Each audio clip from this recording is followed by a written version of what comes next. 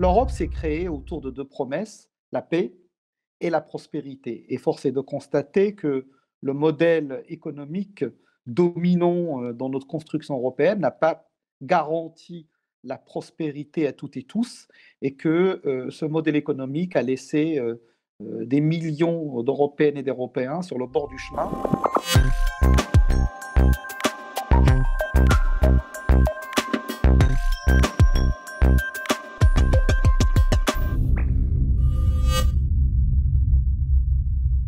Il faut vraiment tout le temps travailler à la prévention des crises, parce que dès qu'une crise intervient, et là nous sommes en plein dans une crise majeure, les plus vulnérables sont les plus exposés. La crise actuelle du Covid a été pour nous toutes et nous tous un double révélateur.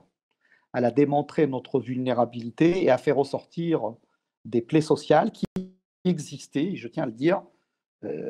Cette crise ne fait qu'accélérer et révéler des choses qui existaient. Quels sont les enjeux? Et avec la crise, ils sont renforcés et ils sont multiples pour la situation des personnes handicapées.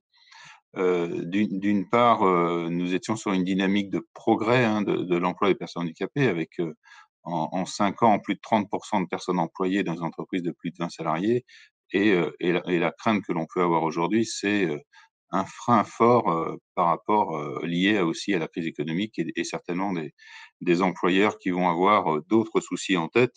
Et en pleine crise du Covid, la question de la relocalisation de l'économie ou de la conversion écologique de l'économie est, dans un premier temps, le vrai sujet. Pour qu'on puisse aider les plus en difficulté, les plus exclus à retrouver un emploi, encore faut-il qu'il y ait des opportunités d'emploi.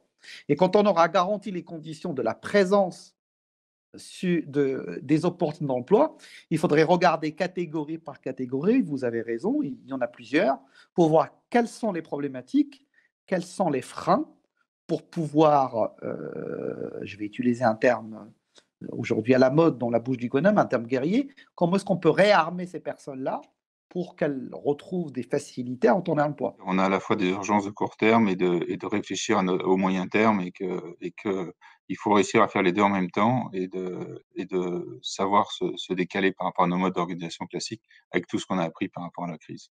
Toute crise, même si elle est très dure, est aussi une opportunité d'innover, de mettre des choses en place. Et le message d'espoir, quand même, on en a besoin en ce moment, c'est qu'on voit aussi beaucoup de solidarité qui émerge. On a aussi beaucoup de belles choses qui se mettent en place, des initiatives solidaires. Et donc, il faut être attentif, effectivement, à ceux qui sont les plus en difficulté et les plus vulnérables.